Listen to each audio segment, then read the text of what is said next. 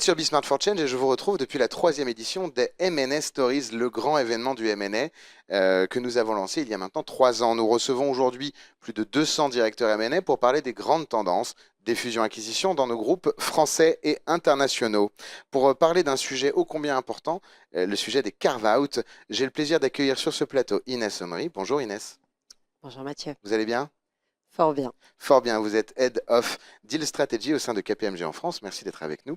Et également à ma gauche, j'ai le plaisir d'accueillir Anne Toupnay-Schuller. Vous êtes associée au sein de Jantet dans l'équipe Corporate. Bonjour Mathieu. L'année dernière, nous avions parlé, je crois, antitrust, contrôle des concentrations et ainsi de suite. Et là, nous parlons de carve-out ensemble. Alors évidemment, le marché se contractant, l'économie se contractant, le marché du M&A étant complexe, on a tendance à identifier une stratégie core business dans nos corporates et donc un potentiel de cession des activités non stratégiques dans nos grands groupes. C'est ce dont vous parlez sur scène aujourd'hui. Est-ce que vous pouvez peut-être revenir sur votre analyse du sujet et peut-être des choses à avoir en tête lorsqu'on se prépare à faire un carve-out ou qu'on est côté acheteur? Alors lorsqu'on se prépare à mettre en œuvre un carve-out, il faut avoir en tête que clairement ce n'est pas une opération de M&A classique. C'est souvent une opération stratégique, particulièrement technique et également complexe sur un plan opérationnel. Mais c'est aussi un formidable outil d'adaptation et de transformation des entreprises. Et pour nous, avocats, sur ce type d'opération, nous sommes toujours à la croisée entre le corporate droit des sociétés, mais aussi le droit social, le droit fiscal. Et ce qui est vraiment clé pour la réussite de cette opération, c'est d'avoir une coordination très forte entre toutes les équipes parties prenantes et avec toutes les équipes au sein du groupe qui mènent le carve-out et évidemment les opérationnels concernés. Alors, en même temps, on imagine bien qu'il faut coordonner tout un tas d'équipes, et j'imagine que dans les premiers temps, il n'y a pas grand monde qui doit être au courant. La confidentialité, on ne sait pas si on est dans l'équipe qui part, dans l'équipe qui reste. On n'a pas forcément créé le management, d'ailleurs, de la structure finale, si tant est qu'on doive lui insuffler une vie avant de la vendre. Le TSS est encore bien loin. D'abord, on est dans un moment très confidentiel, j'imagine, au début. Tout à fait, c'est un critère particulièrement important, la confidentialité. Au démarrage dans ce type d'opération, il y a toujours un noyau dur d'interlocuteurs pour préparer, réfléchir déjà au périmètre, parce que ce qui est important dans un carve-out, c'est principalement 2 éléments. La finalité de ce carve-out, parce que qui dit carve-out ne dit pas forcément environnement transactionnel avec un tiers, parfois c'est simplement une réorganisation interne pour autonomiser une activité et activité qui était peut-être un peu sous-évaluée et créer une entité à part entière au sein du groupe, ou au contraire dans un environnement cette fois plus transactionnel dans le but derrière de vendre cette newco qu'on aura créée et à laquelle on aura apporté un business dédié. Alors oui, la confidentialité c'est très important, mais évidemment à un certain moment il faut en parler de cette opération parce que légalement on y est tenu, notamment lorsqu'il y a une information, consultation du CSE de l'entreprise concernée, donc à informer et à consulter. Mais tous les interlocuteurs, tous ceux qui travaillent ont toujours en tête cette confidentialité qui est clé tout au long de l'opération. Du noyau dur à l'opération, vision, création de valeur, et donc pour embarquer tout le monde après. Tout à fait. C'est ce que vous dites. De votre côté, Inès, côté chiffres, qu'est-ce que ça représente un carve-out? Parce qu'il faut quand même arriver donc à découper, à comprendre ce dont on parle. Il y avait le scope dont parlait Anne à l'instant, mais derrière, il faut détourer. Parce que carve-out, c'est le détourage, un mot un peu moins joli en français peut-être, mais c'est un sacré travail côté chiffres. Le carve-out réussi, c'est un travail de préparation, d'alignement interne et de mise à disposition de ressources. Et c'est un peu la recette magique, j'ai envie de dire, pour parvenir non pas à détourer et ne regarder que le côté opérationnel du carve-out qui va nécessiter effectivement des investissements, de la bande passante des opérationnels et aussi une réflexion stratégique sur est-ce que j'oriente pas plutôt mes best people à travailler sur le cœur de l'activité plutôt que d'être focus sur l'activité que je vais céder. Mais c'est vraiment pour mettre en avant et créer de la valeur sur cet actif que l'on va ou mettre en stand-alone en interne ou alors céder via un IPO ou via une vente, je dirais, plus classique. Est-ce que les corporates se préparent aujourd'hui? On évoquait le carve-out transactionnel, c'est-à-dire on fait une opération qui va prendre peut-être un peu plus longtemps qu'un transactionnel classique. Allez, partons sur 18-24 mois. Ça, c'est mon carve-out de A à Z.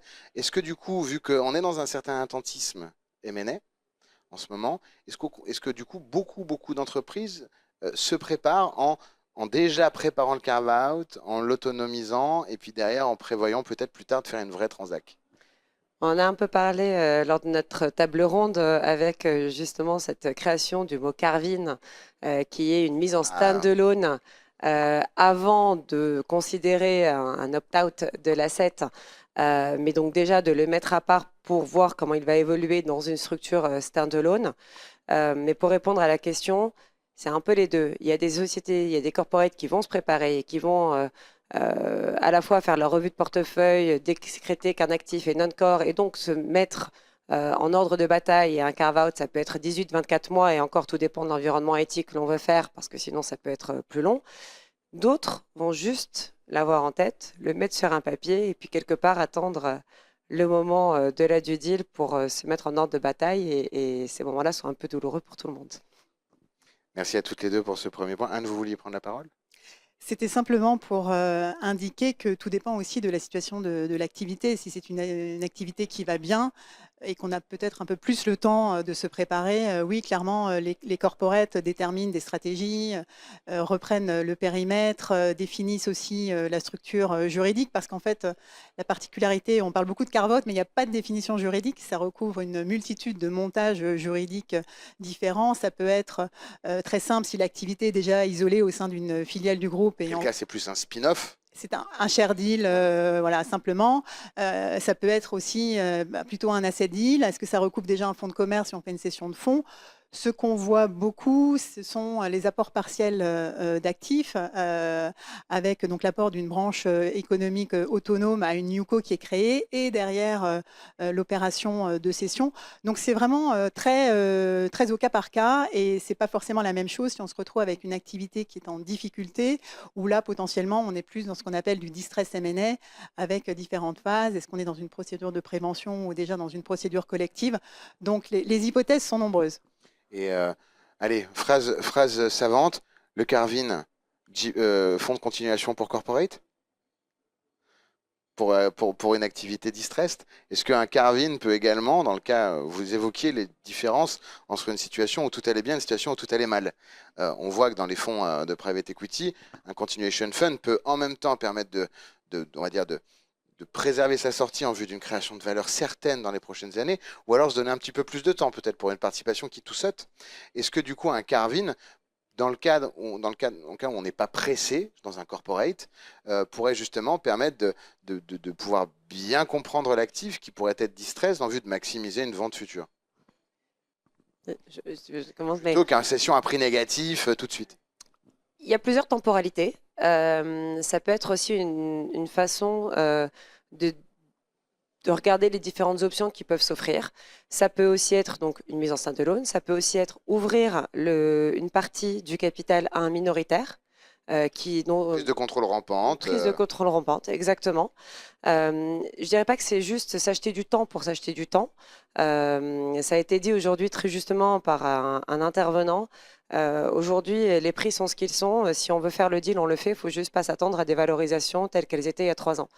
Donc, on n'achète pas du temps pour du temps parce que si on enregistre pendant 3 ans une performance financière négative, on le payera quand même. On l'aura pas en multiple d'EBITDA, mais on l'aura en perte sèche. Surtout si cet intervenant travaille dans le monde de la santé, où on a vu des valos dans les EHPAD qui ont légèrement chuté, on va dire. Voilà. Voilà. Mais en revanche, prendre le temps de bien faire ou d'affiner, de peaufiner avec le management, y compris de cet asset, la façon dont on veut le carve-outer, comment on veut créer cet actif standalone, cet animal standalone, ça peut aussi être source d'opportunité. On a parlé du deal, on a parlé de la préparation, on a parlé des contextes. On parle du TSA? Alors le TSA, donc, qui consiste à organiser le post-deal, la relation 2, 3, 5 ans parfois, qui vient peut-être, on va dire, endorser une valo attendue vis-à-vis d'un engagement qu'on va avoir, de faire appel à telle activité. Et donc pour faire un exemple très simple, c'est El Corte Inglés qui cède son IT à Inetum et qui lui dit pendant 10 ans, vous serez notre IT. Voilà. Donc ça donne un peu de vie tout de suite. Le TSA, qu'est-ce qu'on doit avoir en tête dans ce. Donc le mot TSA, enfin Transitional Services Agreement. Donc le Transitional Services Agreement vise à organiser donc l'après-deal. On s'engage avec l'acheteur vis-à-vis des opérations et de comment ça va continuer. Il y a des choses à avoir particulièrement en tête côté legal et puis côté deal. Alors côté legal, l'objectif c'est de suivre, ou d'assurer plus exactement la continuité du business et permettre cette continuité au mieux. Alors il y a aussi plusieurs hypothèses parce que lorsque on a un repreneur qui n'exerce pas l'activité de la NewCo et qui le reprend, on a généralement affaire à des TSA beaucoup plus larges, beaucoup plus lourds et qui couvrent de nombreux services. Si le repreneur connaît déjà parfaitement bien l'activité, parfaitement le business, les TSS sont généralement beaucoup plus légers et recouvrent des services souvent au support un peu classique, que ce soit IT, RH ou autre. Donc l'objectif, c'est vraiment d'abord d'avoir un peu de cartographier de quel service le repreneur a besoin. Et cette cartographie, elle est clé. Et après, en général, il y a une longue négociation sur la durée, le coût. Côté cédant, le plus court, le mieux. En général, côté cédant, le plus court, le mieux. Parfois, on a aussi besoin d'aller chercher l'accord de tiers. Typiquement, quand on parle de système d'information et que l'activité cédée bénéficie de certains systèmes d'information de tiers, donner une sous-licence en général à une filiale d'un groupe, ça se fait assez facilement. Lorsqu'on parle d'un repreneur, il faut avoir l'accord de l'entité qui octroie la licence à l'origine. Merci beaucoup, Anne. Côté transactionnel, on parle de raz-de-marée imminent dans le titre de la conférence.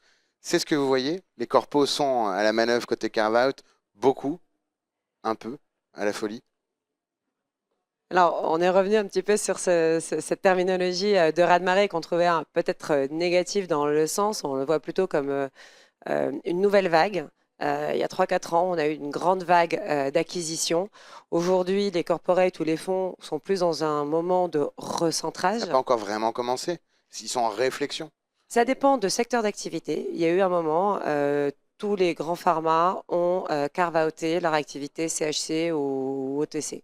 Voilà, ils l'ont à peu près tous fait aujourd'hui. Donc, est-ce que c'est en lien avec la vague d'acquisition ou de cession? Non, c'était plutôt un recentrage stratégique lié au secteur. Aujourd'hui, il y a eu cette période de deal, on va dire mouvementée, que l'on connaît maintenant depuis 1 an et demi. Recentrage sur des actifs core business ou après ce momentum de diversification quelque part à tout va. Donc voilà, c'est une vague comme une autre et puis c'est le cycle. Uncertainty, the new normal. C'est ce qu'on disait avec Grégory de Wagtel tout à l'heure. Voilà. Merci infiniment à toutes les deux en tout cas pour votre présence. Vous l'avez compris, chers téléspectateurs, KPMG en France et Jantet évidemment sont à la manœuvre côté carve-out si vous en avez le besoin. Merci beaucoup Anne, merci Inès. Je vous souhaite une excellente journée et à l'année prochaine pour une prochaine émission. Merci Mathieu. Merci Mathieu. A tout de suite pour la suite de nos programmes. Vous êtes sur Be Smart for Change.